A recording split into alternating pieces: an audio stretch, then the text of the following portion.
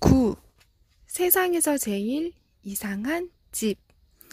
그곳은 사람이 상상할 수 있는 모든 장소 중 가장 아름답고 가장 신비로운 곳이었다.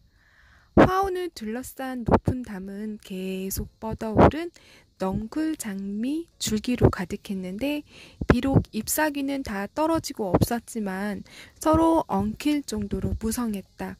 메리 레녹스는 인도에서 장미를 아주 많이 보았기 때문에 그것이 장미라는 걸 알 수 있었다. 땅바닥 전체를 뒤덮고 있는 풀은 겨울이라 누렇게 변해 있었고, 그 위로 살아있다면 장미꽃을 피울 게 분명한 관목들이 무리지어 있었다. 멋진 장미나무도 몇 그루 보였는데 나뭇가지들이 얼마나 무성하던지 마치 각각의 조그만 나무처럼 보였다. 화원에는 다른 나무도 여럿 있었지만 이곳을 한층 더 신비롭고 사랑스럽게 만드는 것은 단연 넝굴 장미였다. 나무 위로 사방에서 기어오른 장미 덩굴이 커튼처럼 늘어져 살랑살랑 흔들리기도 하고, 여기저기에서 서로 엉키거나 먼 나뭇가지를 붙잡기도 하고, 이 나무에서 저 나무로 덩굴이 뻗어나가면서 너무나 사랑스러운 다리를 만들기도 했다. 지금 당장은 잎사귀도 장미꽃도 없어 장미나무가 산 것인지 죽은 것인지 알 수 없었지만, 회색과 갈색이 뒤섞인 나뭇가지와 작은 가지들이 흐릿한 망토처럼 담과 나무를 비롯한 모든 것을 뒤덮었으며, 심지어 가지가 땅 쪽으로 흘러내려 누런 풀밭 위로도 뻗어 나가고 있었다.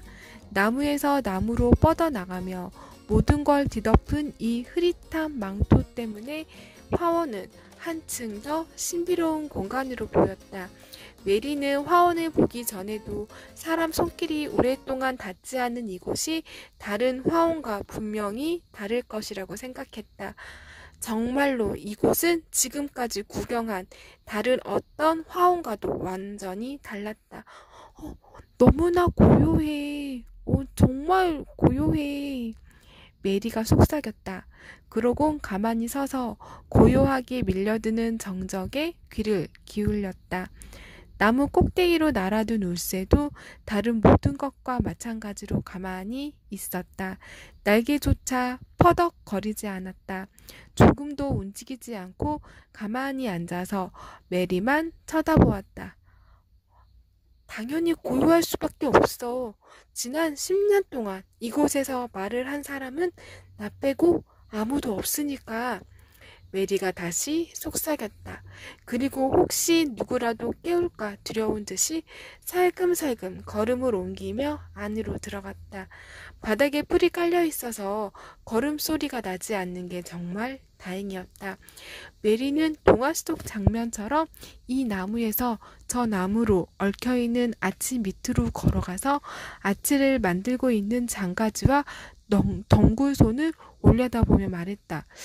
이게 다 죽었을까? 이 화원은 완전히 죽은 걸까? 그렇지 않으면 좋겠는데. 벤 웨더스타프 노인이라면 슬쩍 쳐다보기만 해도 나무가 죽은 건 아닌지를 알 수 있겠지만, 메리가 알 수 있는 건 회색이나 갈색으로 뻗어나간 장가지와 굵은 가지가 있다는 사실, 그리고 새순이 돋는 흔적은 어디에도 없다는 사실뿐이었다.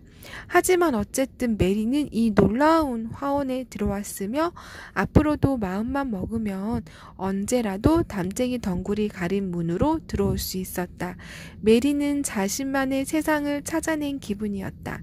사방을 둘러싼 담 안에서 태양이 반짝거렸고, 미셸 스테이트 정원의 이 특별한 공간 위로 드높게 걸쳐있는 파란 하늘은 황무지 위로 솟아오른 하늘보다 찬란하고 부드러운 것 같았다. 울새는 높은 나무에서 내려와 메리들을 따라서 숲을 사이를 쫑쫑쫑 뛰어다니며 날아다녔다. 열심히 쫓아다니면서 끊임없이 지저귀는 모양이 마치 이것저것을 안내하는 것 같았다. 모든 게 낯설고 조용해 마치 수백 킬로미터 근방에 아무도 없는 것 같았지만 어쩐지 조금도 외롭지 않았다. 장미가 모두 죽었는지 아니면 일부가 살아남아서 날씨가 따뜻해지면 잎이 나고 봉오리가 맺힐지 궁금한 마음에 조바심이 들 뿐이었다. 메리는 화원이 완전히 죽은 상태가 아니기만을 바랐다. 완전히 살아있는 화원이라며. 그래서 수만 송이 장미꽃이 사방에서 피어난다면 얼마나 좋을까? 얼마나 멋질까? 메리는 화원 안으로 들어갈 때 줄넘기를 팔에 걸치고 있었다. 그래서 한동안 여기저기 살펴본 후에는 줄넘기를 하면서 화원 전체를 돌아다니다가 구경하고 싶은 게 있으며 멈춰야겠다고 생각했다. 예전에는 곳곳에 잔디길이 있었던 것 같았다. 모퉁이 한두 곳에는 상록수 정자가 있었는데 그 안에는 돌 의자도 있고 이끼로 뒤덮인 화병도 놓여 있었다. 메리는 두 번째 상록수 정자 옆으로 다가가면서 줄넘기를 멈췄다. 화단이 있던 자리 같은데 뭔가가 검은 흙을 비집고 나오고 있었다. 조그만 연두색 점 같은 게 날카롭게 삐져나와 있었다. 벤 웨더스타프 노인이 말한 내용을 떠올린 메리는 무릎을 꿇고 앉아서 가만히 바라보며 속삭였다. 그래. 이것은 땅을 비집고 나오는 새싹이야. 크로커스나 아네모네 아니면 나팔 수선화가 분명해. 메리는 새싹 위로 허리를 바짝 숙인 채 축축한 땅에서 나는 신선한 향기를 맡았다. 향기가 너무나 좋았다. 아마 다른 곳에서도 이런 싹이 피어나고 있을 거야. 화원을 쭉 돌아다니면서 살펴보자. 메리는 줄넘기를 하지 않고 걸었다. 시선을 땅바닥에 고정시킨 채 천천히 걸었다. 화원 가장자리에 있는 꽃밭과 풀밭 사이도 샅샅이 살펴보았다. 단 하나도 놓치지 않으려고 애쓰면서 한 바퀴를 돌아다닌 결과 메리는 뾰족한 연두빛 새싹을 훨씬 많이 찾아냈다. 메리는 다시 흥분하며 혼자 조그만 탄성을 내질렀다. 야! 이것은 완전히 죽은 화원이 아니야. 설사 장미나무가 죽었다 해도 다른 것은 분명히 살아있어. 메리는 화원 가꾸기에 대해 아는 게 하나도 없었지만 연두빛 새싹이 삐져나오는 몇몇 곳은 너무 빽빽하게 자리 잡고 있는 풀 때문에 제대로 자라날 수 없을 것처럼 보였다. 메리는 사방을 둘러보다가 뾰족한 나무 조각을 찾아낸 다음 무릎을 꿇고 앉았다. 그러고는 흙을 파서 잡초와 풀을 뽑아내 연두빛 새싹 주변을 말끔하게 치우기 시작했다. 메리 아가씨는 작업을 마치고 말했다. 이제 이 새싹들이 숨을 쉴 수 있을 것 같아. 앞으로 계속 이렇게 해줘야겠어. 눈에 보이는 대로 이렇게 할 거야. 오늘 시간이 모자라면 내일 다시 오지 뭐. 메리는 이곳저곳을 오가며 땅을 파고 잡초를 뽑았다. 너무 즐거운 나머지 화단에서 화단으로 그리고 나무 밑에 있는 풀밭으로 몸이 저절로 이끌렸다. 일을 하다 보니 너무 더워서 처음에는 외투를 다음에는 모자를 집어 던지고 연두빛 새싹과 풀만 계속 내려다보며 자신도 모르는 사이에 빙그레 웃었다. 울새도 엄청나게 바빴다. 꼬마 아가씨가 자신의 영지를 손질하기 시작하는 것 같아서 아주 기뻤다. 예전에도 벤 웨더스타프 노인을 보면 정말 신기했다. 손질이 끝나면 뒤집힌 흙에서 온갖 맛있는 먹이가 나타났기 때문이다. 그런데 지금 이곳에 벤 노인의 절반 크기도 안 되면서 자신의 화원까지 들어올 정도로 똑똑한 인물이 새로 나타나 단번에 일을 시작하지 않았겠는가? 화원에서 열심히 일하다 보니 어느덧 점심 식사를 하러 갈 시간이 되었다. 이 생각을 떠올린 건 사실 식사 시간이 훨씬 지난 다음이었다. 메리는 외투와 모자를 걸치고 줄넘기를 집어 들었다. 자신이 벌써 두세 시간이나 쉬지 않고 일을 했다는 사실을 도저히 믿을 수가 없었다. 너무도 행복한 시간이었다. 깨끗하게 정돈된 곳에 수십 개씩 돋아나고 있는 조그만 연두빛 새싹들은 풀과 잡초 때문에 숨이 막혔던 때보다 2배는 기뻐하는 것처럼 보였다. 메리는 새롭게 발견한 왕국을 쭉 둘러보면서 나무와 장미 덩굴이 사람 말소리를 알아듣기라도 하는 것처럼 중얼거렸다. 이따 오후에 다시 올게. 그러곤 풀밭을 가볍게 가로지르며 뛰어가서 낡은 문을 밀어 천천히 열고 담쟁이 덩굴 밑으로 살짝 빠져나왔다. 메리가 팔그스레한 뺨과 반짝이는 눈으로 음식을 아주 많이 먹자 마사도 기뻐하며 말했다. 괴기 2덩이에 쌀 푸딩 2그릇씩이나? 오메, 줄넘기 때문에 아가씨가 요렇게롱 반했다는 말을 들으면 울 언니가 아주 좋아하겠네요.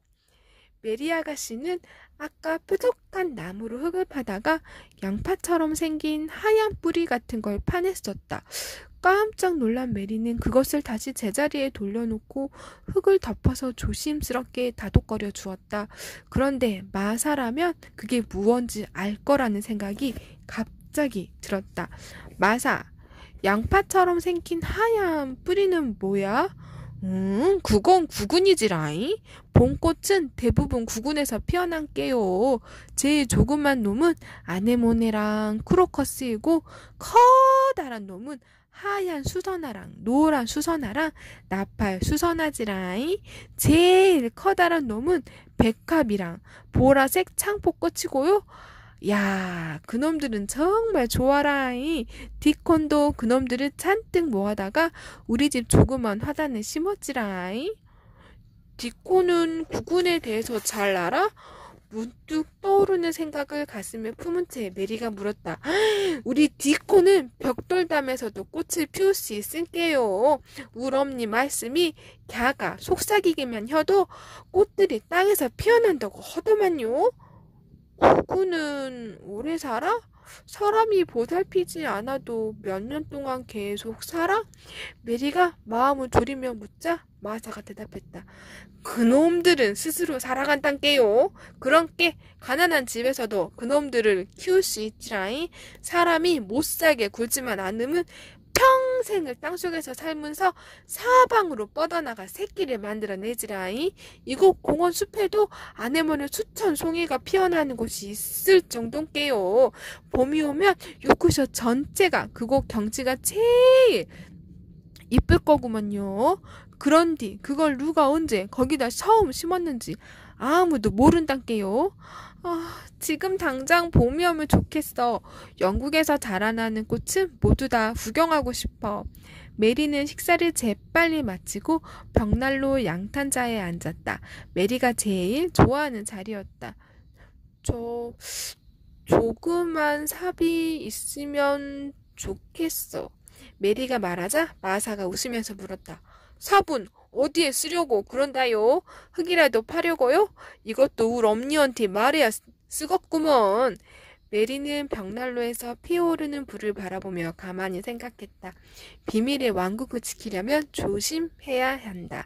마사가 해를 끼치지는 않겠지만 문이 열렸다는 사실을 크레이븐 고모부가 알기라도 하며 무섭게 화를 내며 새 자물쇠로 영원히 잠가버릴 게 분명했다. 그런 일만은 무슨 일이 있어도 피하고 싶었다. 그래서 머릿속으로 곰곰이 생각하며 천천히 말했다. 이곳은 너무나 크고 외로운 곳이야. 저택도 쓸쓸하고 공원도 쓸쓸하고 정원도 쓸쓸해. 너무 많은 곳이 닫혀있는 것 같아. 인도에서도 할 일은 별로 없었지만 그래도 구경할 사람들은 훨씬 많았어.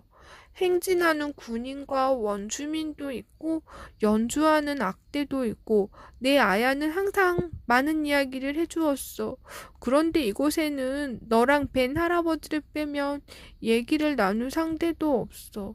그런데 너는 할 일이 많고 벤 할아버지는 나랑 말을 잘 안 해. 그래서 삽이라도 하나 있으면 벤 할아버지가 땅을 파는 것처럼 적당한 곳에 판 다음에 씨앗이라도 얻어서 조그만 화단을 만들면 좋겠다고 생각했어. 마사가 기쁜 얼굴로 소리쳤다.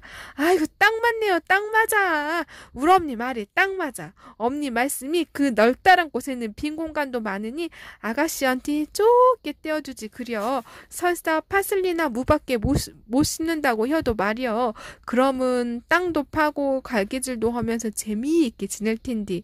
우리 엄니가 바로 그렇게 말씀하셨단께요. 아, 그러셨어?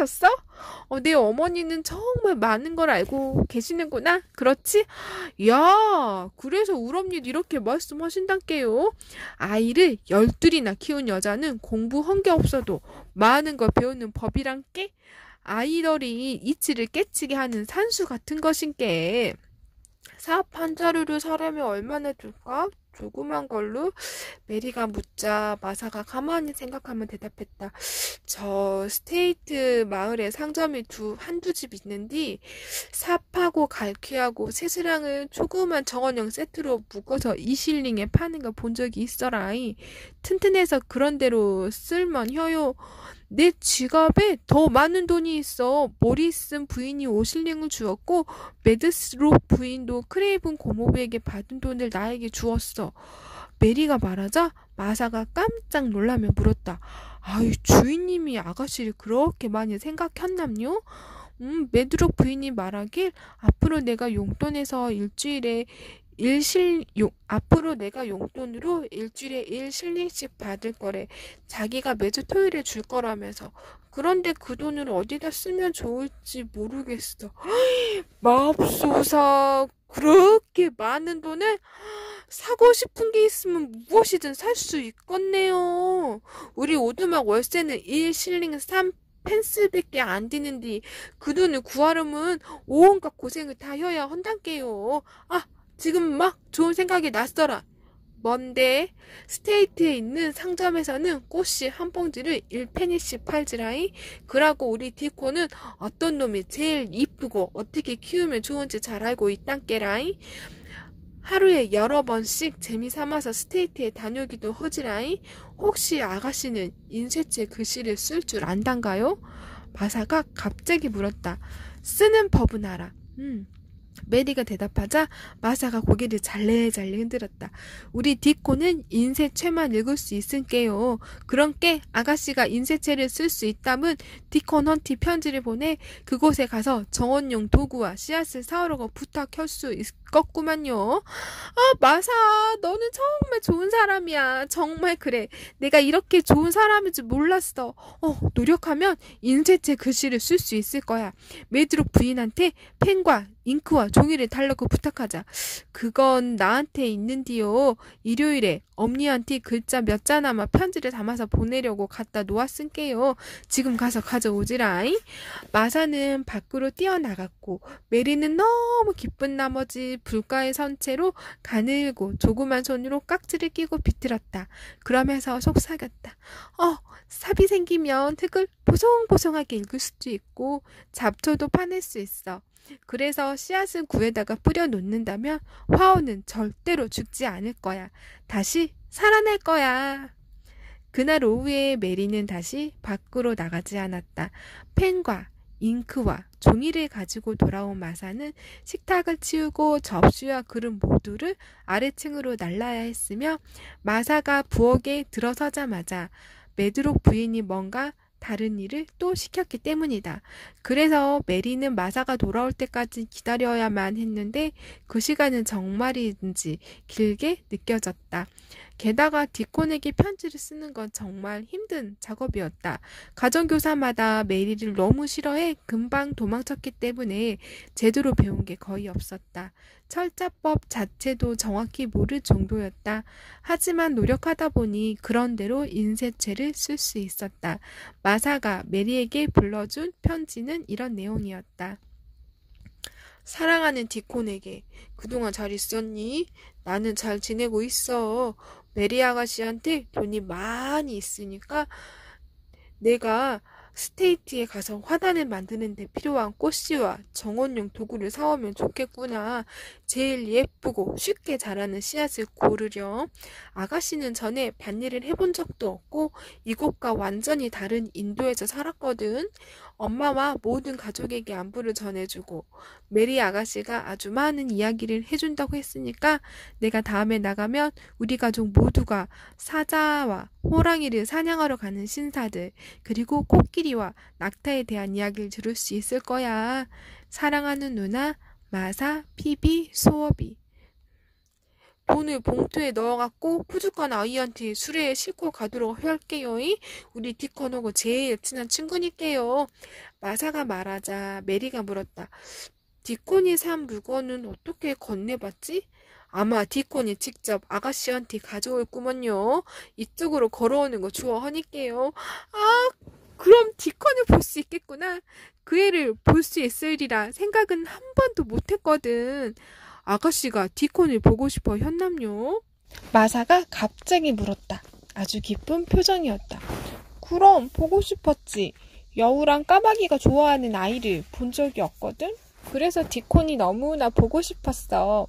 갑자기 무슨 생각이 떠오른 듯 마사가 살짝 놀라며 말했다. 그러니까 생각나는디. 아이 깜빡 잊어버린 게 떠오르네요. 오늘 아침에 제일 먼저 말하려고 했던 것인디요. 울 엄니에게 물어보니까 울 엄니가 메드록 부인에게 직접 부탁하겠다고 하더만요. 그 말은 지가 화요일에 말한 거요. 아가씨가 나중에 마차를 타고 우리 오두막에 와서 울 엄니가 만든 따뜻한 과자랑 버터를 우유랑 먹으면 어떨지 울 엄니한테 물어본다고 했잖아요. 아이, 즐거운 일이 하루 사이에 모두 일어난 것 같았다. 하늘이 푸르른 밝은 대낮에 황무지를 지나게 되다니. 그래서 아이가 12이나 사는 오두막에 들어갈 수 있다니. 생각만 해도 기뻤다. 너희 어머니는 메드록 부인이 나를 보내줄 거라고 생각하셔? 메리가 아주 불안한 표정으로 물었다. 야, 그럴 거라고 하시대요. 메드록 부인은 울 엄니가 얼마나 깔끔한지, 그러고 오두막을 얼마나 깨끗하게 청소하는지 아니께요. 메리는 너무 좋은 나머지 계속 그 생각만 하며 말했다. 그곳에 가면 디콘은 물론이고 내 어머니도 꼭 만나고 싶어.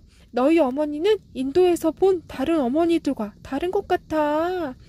화원에서의 일과 오후의 일로 메리는 한껏 들떠 있었다. 이제 메리는 좀 차분해져 가만히 앉아 한참이나 뭔가를 생각했다. 마사가 계속 함께 있었지만 두 사람은 서로 아무 말도 안 한 채 편안하게 앉아 있었다. 그러다가 차와 간식을 먹는 시간이 되어 마사가 차 쟁반을 가지러 아래층으로 내려가려는데 메리가 물었다. 마사, 오늘 또 주방 하녀가 치통 때문에 울었어?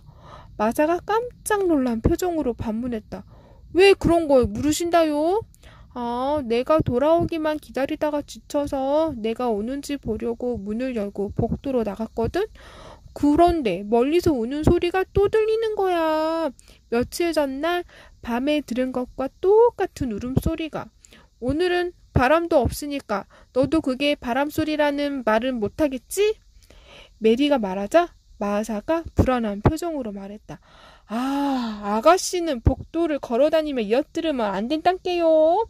크레이븐 주님이 화가 나시면 어떻게 하실지 아무도 모른단께요. 엿들은 게 아니야. 너를 기다리고 있는데 그 소리가 들린 거야. 이번이 3번째야. 메드록 부인이 종을 치네. 마사는 이렇게 말하고 급히 밖으로 뛰어나갔다. 이렇게 이상한 집은 처음이야. 메리는 졸린 목소리로 중얼거리면서 쿠션 근처의 안락의자에 머리를 기댔다. 신선한 공기와 줄넘기 그리고 흙파기 덕분에 온몸이 기분 좋게 노곤했던 메리는 금방 깊은 잠에 빠져들었다. 10. 디콘. 비밀의 화원에 거의 일주일 내내 햇살이 쏟아졌다. 비밀의 화원은 메리가 그곳을 생각하면서 지은 이름이다. 메리는 이 이름이 마음에 들었는데 아름다운 낡은 담 안에 들어가 있으면 아무도 자신을 찾을 수 없을 거라는 느낌은 더더욱 좋았다. 마법의 공간에 들어가서 세상의 눈에 안 보이는 존재가 되는 것 같은 느낌이었다. 지금까지 읽은 얼마 안 되는 동화책 가운데에는 비밀의 화원에 대한 이야기도 있었다. 어떤 사람이 그 안에서 100년 동안 잠을 잤다는 내용인데 메리가 생각하기에 그건 아주 바보 같은 행동이었다. 메리는 잠을 잘 생각이 전혀 없을 뿐 아니라 미셸 스테이트에서 하루하루를 보내는 동안 오히려 잠에서 번쩍 깨어나고 있었다. 바깥에서 지내는 게 좋아지기 시작했으며 이제는 바람도 싫어하지 않고 즐기게 되었다.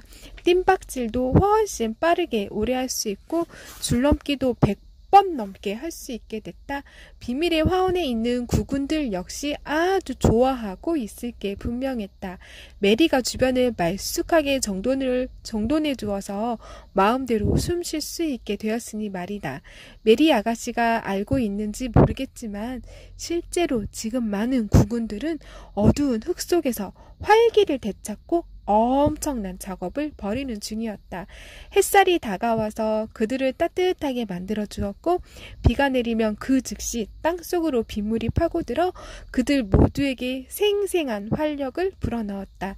메리는 원래 성격이 단호하고 독특한 여자애인데 뭔가 결정을 내려야 할 흥미진진한 일이 생기자 그 자체에 푹 빠져버리고 말았다.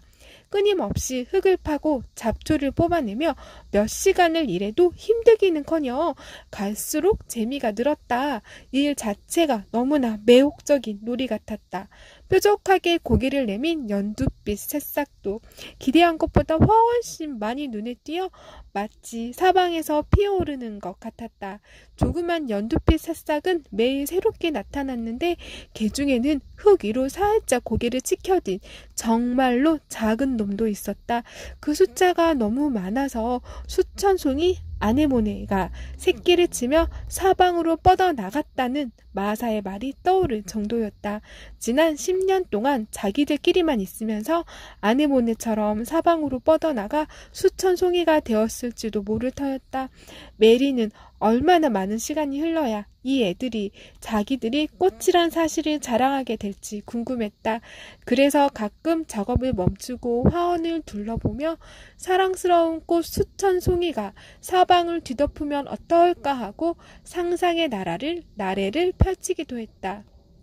제기를 이놈은 친구한테 다가가는 법을 안단께. 정말 대단혀. 진짜 보통 놈이 아니란께. 이놈도 잘 알고 있을겨. 노인은 그렇게 조금도 움직이지 않고 가만히 서 있었다. 숨조차 안 쉬려고 애쓰는 것 같았다. 그러나 울새는 이내 날개를 퍼덕이며 멀리 날아갔고 노인은 마법의 힘이라도 담겨있는 듯 한참 동안 삽자루 손잡이를 가만히 바라보았다. 그러다가 아무 말도 없이 다시 흙만 파내기 시작했다. 하지만 노인이 슬며시 미소를 머금고 있었기 때문에 메리는 아무런 거리낌 없이 말을 걸 수 있었다. 할아버지네 집에도 정원이 있어? 그런 건 없구만이라이. 나는 총각이라 정문 숙소에서 마틴하고 함구 사니께. 만일 정원이 있다면 할아버지는 뭘 심을 거야? 양배추, 감자, 양파. 아니, 혹시 꽃밭을 만들고 싶으면 어떤 꽃을 심겠어? 구근하고 냄새가 달콤한 놈들로다가 그래도 장미가 제일 좋겠구먼이라이. 노인이 대답하자 메리가 얼굴이 환해지며 다시 물었다. 할아버지도 장미를 좋아해? 벤웨더스타프 노인이 잡초 하나를 뿌리채 뽑아서 옆으로 내던진 다음에 대답했다. 당연히 좋아하지라이. 장미 키우는 법을 어떤 젊은 부인한테 배웠으니께. 부인은 자신이 제일 좋아하는 곳에 장미를 엄청 심어놓고서 자식이라도 되는 맹기롱 울새라도 되는 맹기롱 좋아하셨구먼. 고개를 숙여서 장미한테 뽀뽀를 한 적도 있으니께. 노인은 잡초를 또 뽑아내고 눈살을 찌푸리며 덧붙였다. 그게 벌써 10년이나 지났구먼. 그 부인은 지금 어디에 있는데? 메리가 흥미를 느끼며 묻자 노인이 삽을 땅속 깊숙이 박으면서 대답했다. 하늘나라. 사람들이 그렇다고 하더만요. 장미는 어떻게 되었는데? 메리가 한층 더 호기심을 내며 다시 물었다. 그냥 내비뒀어라. 메리는 더욱 흥미가 일어났다. 그래서 과감하게 물었다. 그래서 모두 죽었어? 장미는 그냥 내버려 두면 죽는 거야?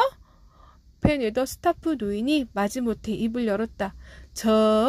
나는 장미를 좋아하게 되고 그리고 부인이 좋았고 부인이 장미를 좋아했으니까 나도 1년에 한두 번씩 가서 가지를 치고 뿌리 주변도 파주면서 조금씩 손질을 해주었는데 대체로 그냥 내비뒀지만 땅이 워낙 기름지니까 일부는 살았을 것이구먼.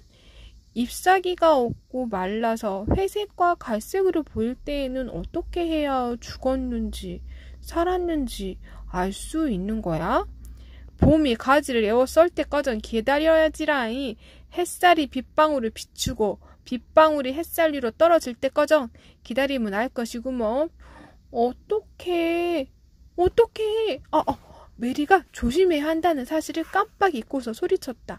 장가지와 굵은 가지를 쭉 살펴보면 여기저기서 부어오른 갈색 혹이 보일 것인데 따뜻한 비가 온 다음에 어떻게 되는지 살펴보면 알 것이구먼. 노인이 갑자기 말을 멈추고 메리의 간절한 얼굴을 이상한 눈치로 바라보며 물었다. 장미에 대해서 갑자기 그렇게 관심을 보이는 이유가 뭐단가요? 메리 아가씨는 얼굴이 빨갛게 달아오르는 것 같았다. 겁이 나서 제대로 대답할 수도 없고 말은 더듬더듬 나왔다. 나는 그저 나한테 정원이 있다면 그러면 놀고 싶어서 나는 할 일이 하나도 없어. 할 일도 없고 함께 놀 사람도 없고. 그려 그 말은 맞지라. 별다른 게 없지요잉. 노인이 너무 이상한 말투로 말해서 메리는 노인이 진짜로 자신을 안 됐다고 생각하는 것이 궁금했다. 사실 메리는 지금까지 자신이 안 됐다고 생각한 적이 단 한 번도 없었다. 사람도 싫고 주변에 있는 것도 너무 싫었기 때문에 짜증이 나고 피곤할 뿐이었다. 하지만 이제는 세상이 훨씬 멋지게 변하기 시작했다. 비밀의 화원에 대해 아무도 모른다면 자기 혼자서 언제까지나 재미있게 지낼 수 있을 것 같았다.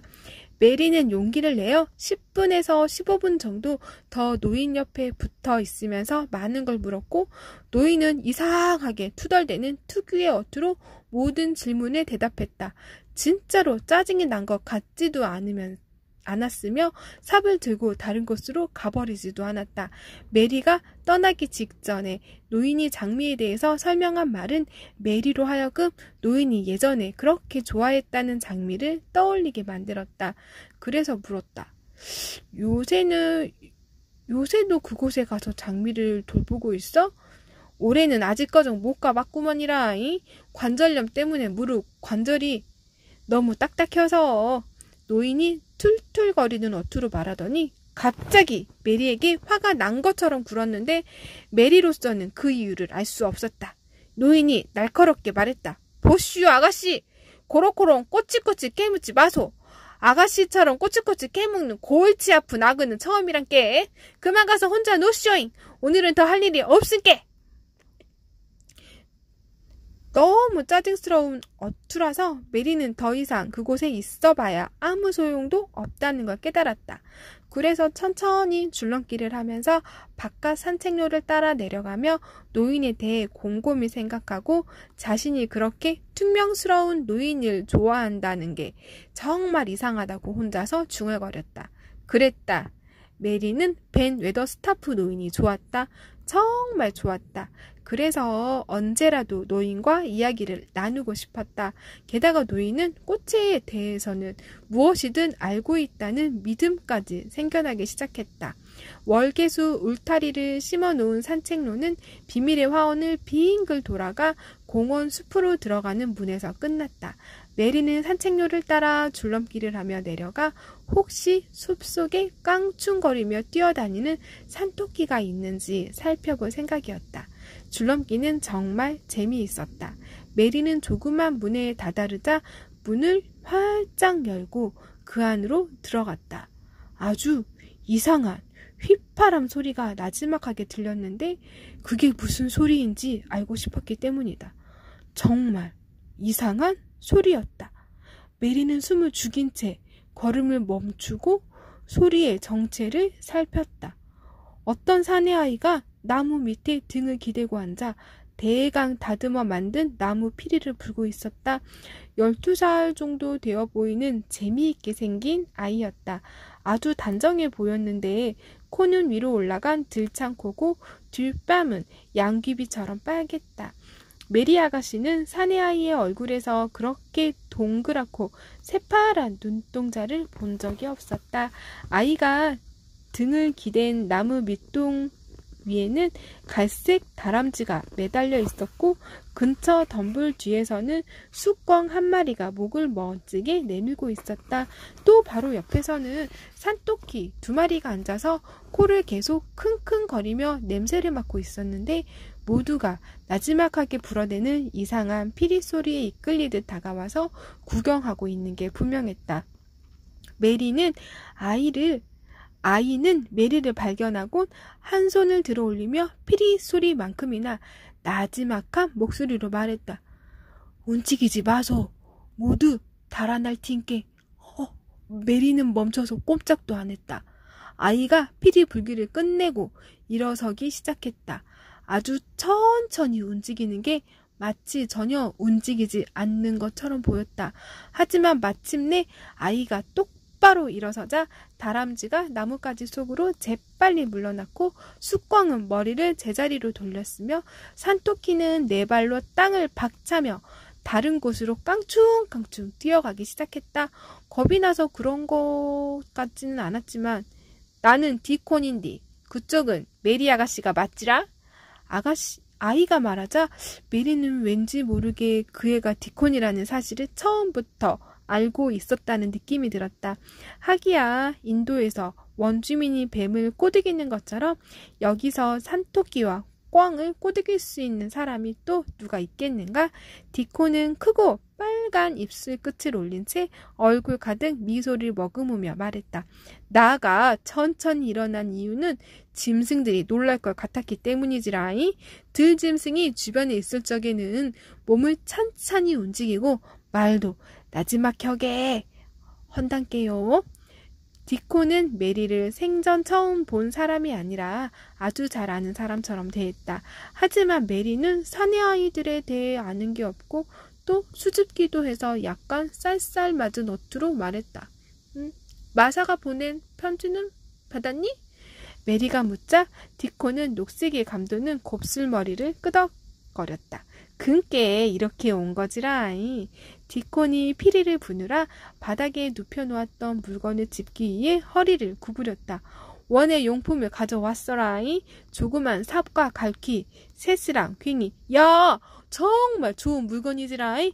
게다가 모종 삽도 있단께요. 그리고 씨앗과정. 사니께 상점 아줌니가 하얀 양귀비야.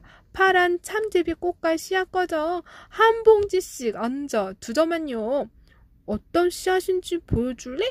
메리가 물었다. 자신도 디콘처럼 말하고 싶었다. 디콘은 아주 빨리 또 편안하게 말했다. 누덕누덕 기운 옷차림에 우스꽝스러운 얼굴 그리고 녹색이 감도는 빨강 머리카락을 한 소녀는 초라한 황무지 출신이면서도 자신은 메리가 마음에 들고 메리 역시 자신이 좋아하는 게 분명하다고 여기고 있는 어투였다. 메리가 디콘에게 가까이 다가가자 상쾌하고 신선한 히스꽃 향기와 풀과 나뭇잎 냄새가 풍겼다. 마치 몸 전체가 히스꽃과 풀과 나뭇잎으로 만들어진 것 같았다. 메리는 그 향기가 너무 좋았다. 그래서 빨간 뺨에 크고 새파란 눈을 한 디콘의 우스꽝스러운 얼굴을 들여다보면서 자신이 수줍어했다는 사실조차 잊어버렸다. 이 통나무에 앉아서 구경하자. 두 사람이 통나무에 앉아 디콘은 외투 주머니에서 갈색 종이로 대충 싼 조그만 꾸러미를 꺼냈다. 묶은 줄을 풀자 안에서 꽃그림이 그려진 훨씬 깨끗하고 조그만 봉지 여러 개가 나왔다. 목서초랑 양귀비가 많아라이. 목서초는 꽃이 필 때 향기가 제일 좋은디다. 어디에 심든 잘 자라고. 양귀비도 똑같지라이.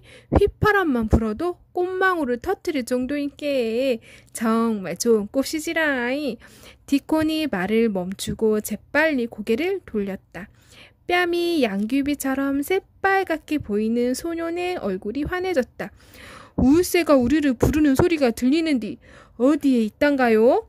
울창한 호랑가시나무 덤불에서 치치베베 소리가 흘러나왔다. 반짝반짝 진홍색 열매가 달려있는 덤불이었다.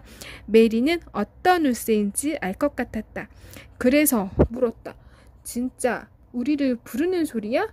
디코는 세상에서 제일 당연한 말이라는 듯이 대답했다. 야, 자기랑 친구로 지내는 사람을 부르는 소리구만요. 지금 이렇게 말하고 있을게요. 나는 여기에 있어. 나를 봐. 얘기를 나누고 싶어. 저기 덤불 안에 있구먼요. 저 새는 누구센가요? 벤 할아버지세야. 하지만 나랑도 조금은 아는 사이야. 메리가 대답하자 디콘이 다시 나지막한 목소리로 말했다. 야, 저 새가 아가씨를 아는구먼요. 아가씨를 좋아요유. 아가씨를 친구로 생각해요.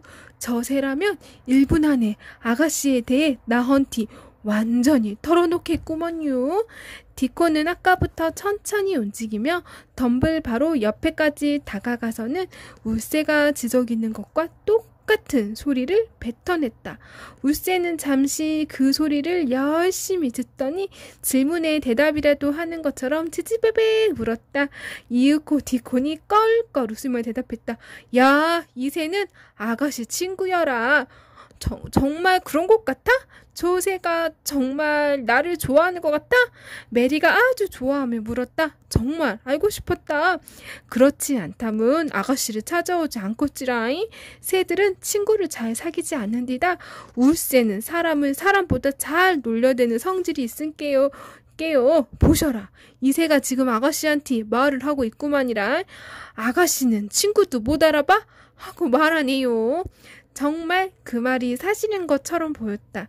울새가 고개를 옆으로 기울인 채 치치베베 놀이하면서 덤불 위를 좌우로 쫑쫑쫑 뛰어다녔다. 너는 새가 말하는 소리를 전부 알아듣니? 메리가 묻자 디코는 입꼬리가 올라간 빨갛고 커다란 입만 보이게 얼굴 한가득 미소를 퍼뜨리며 더벅머리를 긁었다. 아이, 그런 거 같구먼요. 그러고 새들도 내가 그런다 생각하고 황무지에서 새들하고 정말 오랫동안 지냈으니까요.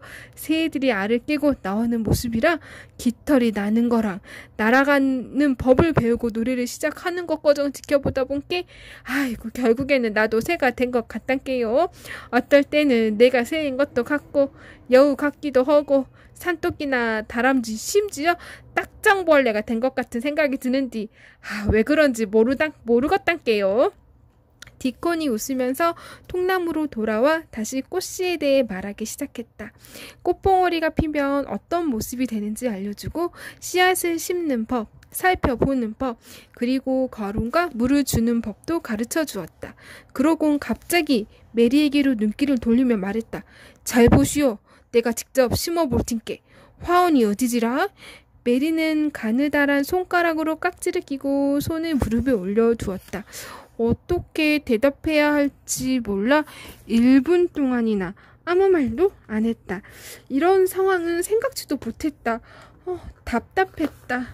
얼굴이 빨개졌다가 하얗게 변하는 느낌이 들었다. 조그만 화원이라도 있겠지라 안 그래요?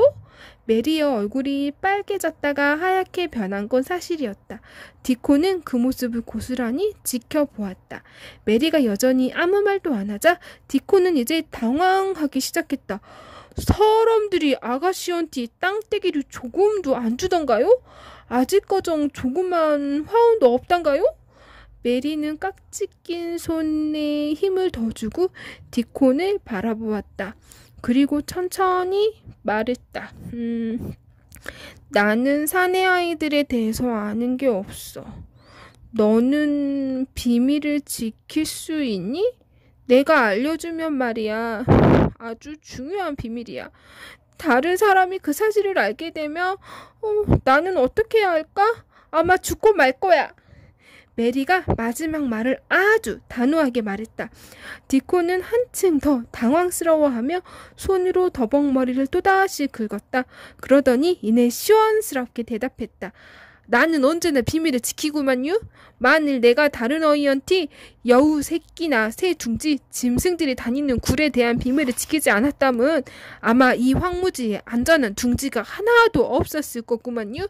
야, 나는 비밀을 지킬 수 있어라. 메리 아가씨는 그런 생각은 없었지만 자기도 모르게 한 손을 내밀어 디콘의 팔소매를 잡으면서 재빨리 말했다. 화원 하나를 훔쳤어. 내 것이 아니야. 어느 누구 것도 아니야. 원하는 사람도 없고 관심을 기울이는 사람도 없고 그 안에 들어가는 사람도 없어. 그 안에 있는 식물은 이미 다 죽은 것 같은데 잘 모르겠어.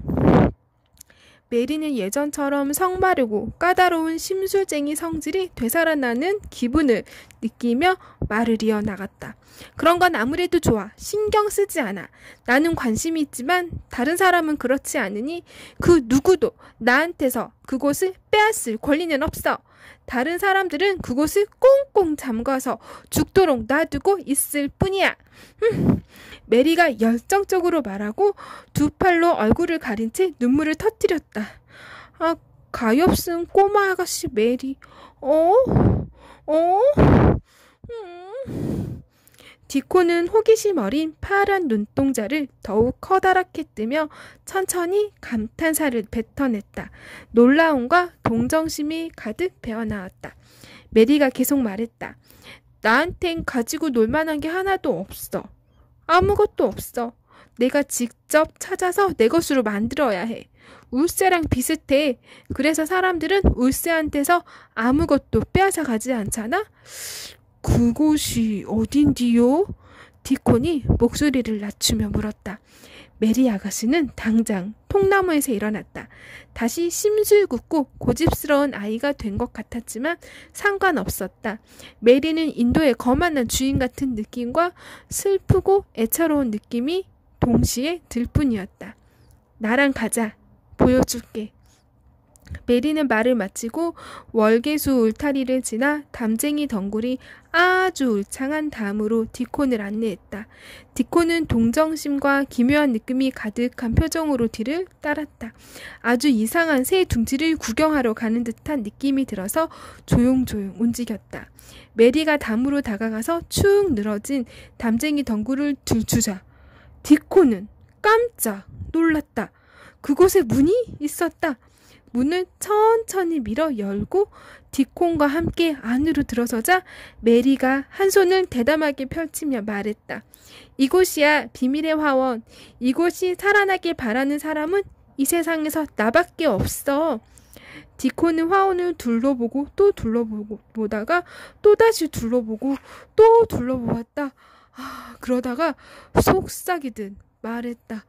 야, 정말 괴상하고 아름다운 곳이구만이라이. 꼭 꿈을 꾸는 것 같은게요.